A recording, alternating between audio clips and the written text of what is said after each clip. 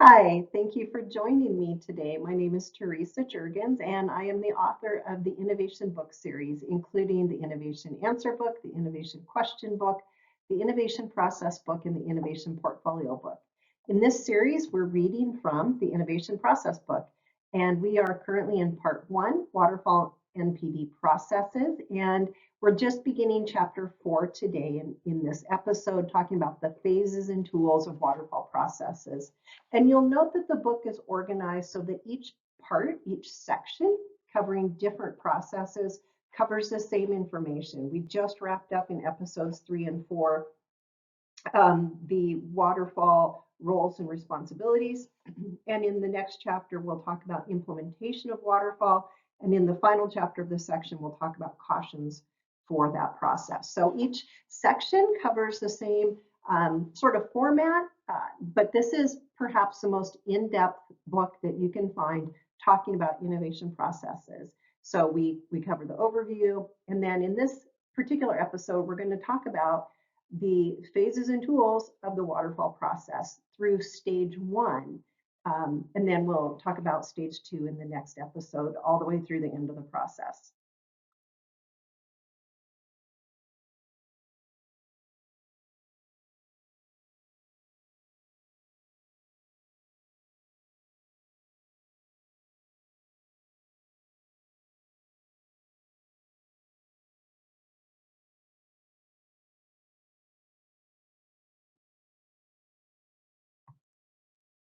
So phases and tools for a waterfall NPD process, chapter 4.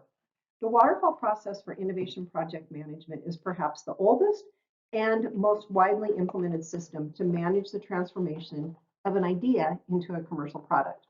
Designing and developing a product, service, application, program, or system using a staged and gated process involves making small investments during the earliest stages, called the front end of innovation, where risk is low.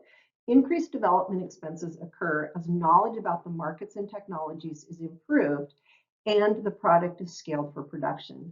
These specific work activities balance risk with investment. An example of a staged and gated NPD process was shown in figure 2-5, where the rectangles represented stages of work and diamonds represent management gate reviews.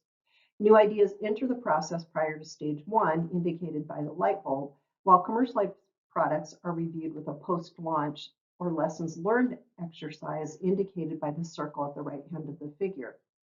Waterfall processes for new product development may include as few as 3 stages or as many as 10. Some organizations include an additional entry idea gate, while others include a separate commercialization gate following the launch stage. You can see figure 2-5 in another episode. The information on that will be below. Waterfall NPD stages. Each innovation stage is distinguished by a separate time period.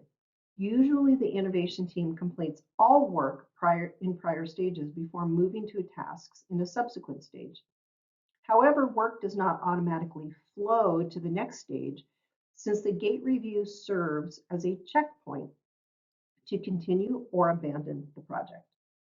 In each stage, specific work tasks are undertaken by the project team. Each company determines activities that must be completed in each stage, though commercialization and commonalities exist across all successful NPD programs. Typically, earlier stages, such as stages 1 through 3, involve discovery work, while the later stages, such as stages 4 and 5, include large-scale design, development, prototype testing, scale-up, manufacturing, market verification, and commercialization of the new product. Every organization establishes common tasks and activities for each stage of work, while each stage of the project also includes specific tasks and activities for that unique product development effort. Note that as a product advances through these stages, more information is gathered from both technical and market viewpoints. As more knowledge is acquired, risk decreases, which balances the investment increase in product development work. Normally, the number of team members also increases as the project advances from one stage to the next. Frequently, work is transferred from one team to another in a staged and gated process to take advantage of the expertise and depth of knowledge of different functional team members. Front end of innovation. Frequently called the fuzzy front end, the front end of innovation, abbreviated FEI, is a crucial starting point where opportunities are identified and concepts are investigated before the more formal stages of technical development and commercialization. Front-end NPD processes include the stages of idea generation, initial concept development, and high-level strategic alignment. The FEI starts with discovery opportunities and generating raw ideas for product innovation. This phase is concluded when a formal decision is made to advance an NPD project to detailed design. Different skills are needed to successfully navigate the front end of innovation, and team members with expertise in front end activities are typically reassigned to evaluate the next ideation project, transferring work to the detailed product development team. Stage 1. In the first stage of a waterfall NPD process, generalized again in Figure 2-5, the innovation team is identifying opportunities and analyzing the market. Primary activities during Stage 1 include a preliminary market analysis, technical feasibility studies, and a rough estimate of the business case. The project is formally kicked off as the idea is transferred from a product portfolio or bank of ideas to the structured NPD process. A foundational document, the project charter, is composed at kickoff to provide high-level guidance, boundaries, and constraints for the NPD project. Sometimes a project charter is called the Product Innovation Charter, or PIC, in new product development. There are some similarities between the project charter and the team charter, especially in documenting the objectives of the project.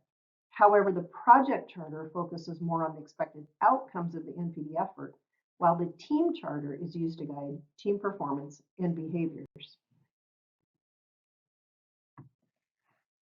An example project charter is shown in Figure 4-1 here, illustrating the scope of the project, stakeholders, the product opportunity, and the high-level project budget, schedule, and risks. Descriptions of the target customer and the technical solution are critical aspects of the project charter to outline the new product development effort.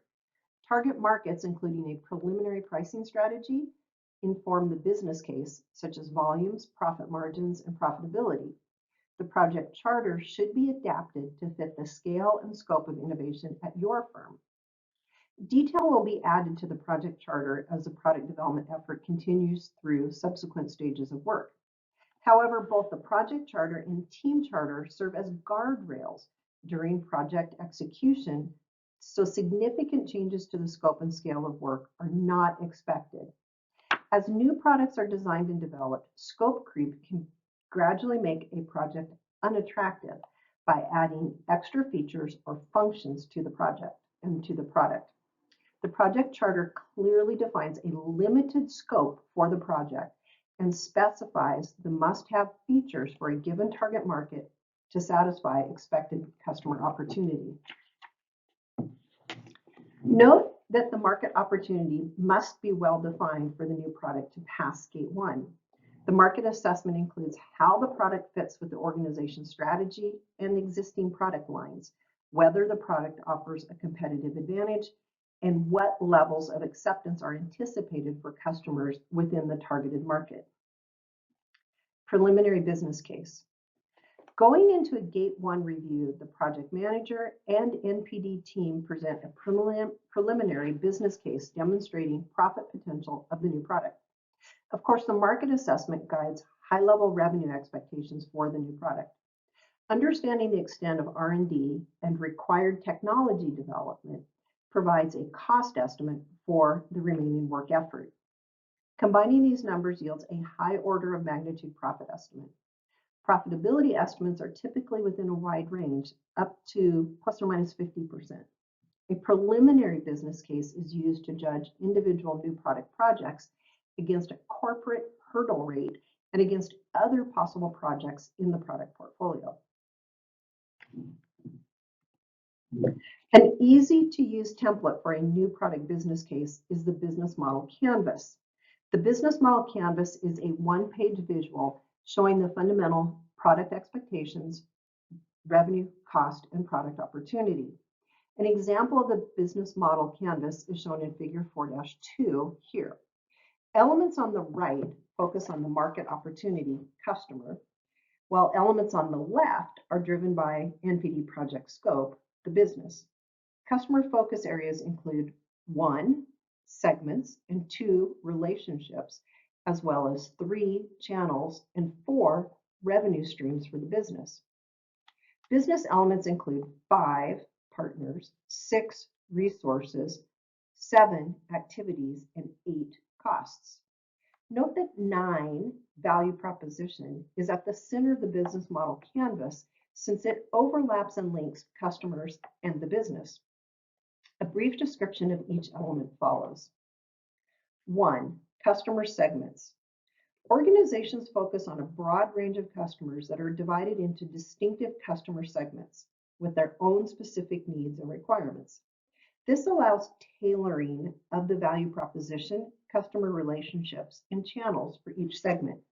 Successful businesses make attractive choices and distinctive choices regarding such segments to serve and which to ignore during the framing of an NPD project in stage 1. 2, customer relationships. This section of the business model canvas addresses what type of relationship is required for each customer segment. Customer relationships range from automated interactions to personalized high-touch relationships.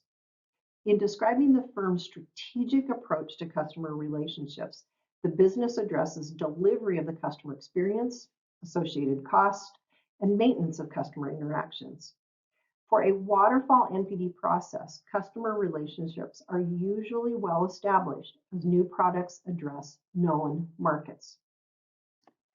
3, channels. Within the business model canvas, channels describe how the product will reach the customer, distribution, how the customer will learn about products, communication, and how customers will purchase products and related services, sales.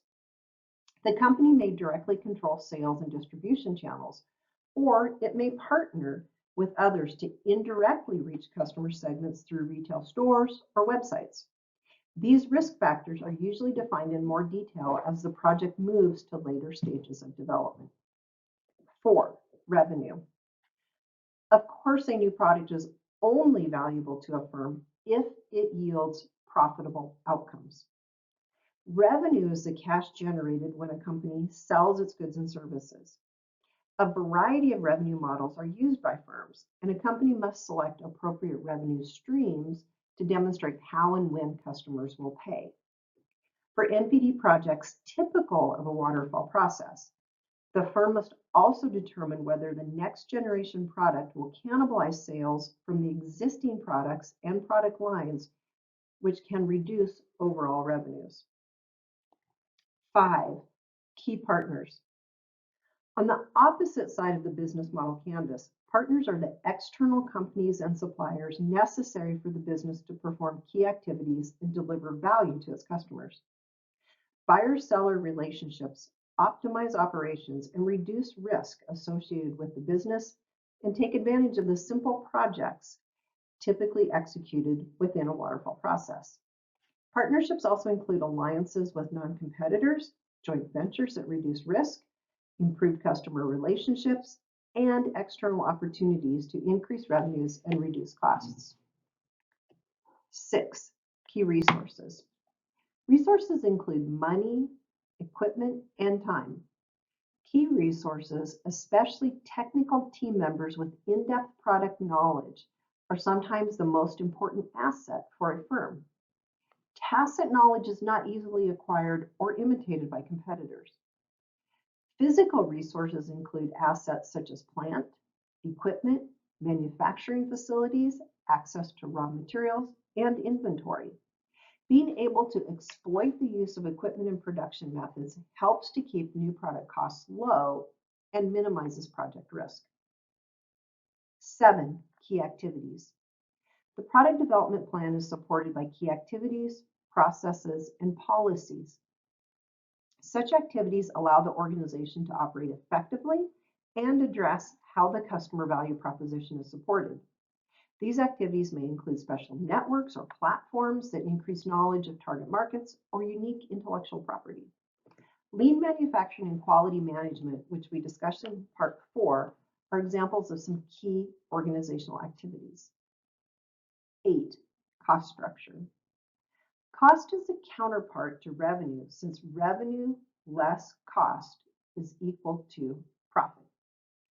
Two primary cost models are cost-driven and value-driven. Cost-driven organizations seek to minimize all costs, while value-driven companies focus on delivering customer value in terms of quality or prestige. Many companies establish a cost structure between these two extremes. However, incremental innovation projects will emphasize exploitation, a cost driver, over exploration, an external value driver. 9, value proposition. Perhaps the most important element of the business model canvas is the value proposition. The value proposition describes how the new product will create profit for the firm. For an incremental innovation, typical of waterfall NPD, the value proposition defines how the organization differentiates itself from competition by focusing on price, service, speed to market, and delivery for the customer. The value proposition also defines quality of design, brand status, customer experience, and overall satisfaction for the new product. Since it is a simple tool, the business model canvas is useful throughout the project lifecycle. During stage 1, the preliminary business case will show that the value proposition is positive, meaning that the new product concept is expected to satisfy market needs and deliver a profit. As the new product advances through subsequent stages of work, components of cost and revenue, as well as market interfaces, will become more detailed. This is the advantage of a waterfall process. As more information is learned about customer requirements and the technology, the business case becomes more detailed and accurate. So thanks for tuning into this episode where we have started Chapter 4 of the Innovation Process book discussing Stage 1 activities for a waterfall NPD process. You can get your copy of the book from Amazon, links are below, and we're offering a special class starting August 12th, 2025 for 6 weeks at a low cost where you can dive into all 4 different processes discussed in the Innovation Process book and learn how to customize your NPD process for the most effectiveness. In the next episode, we'll talk about waterfall stages 2 through 5. Stay tuned and we'll see you then.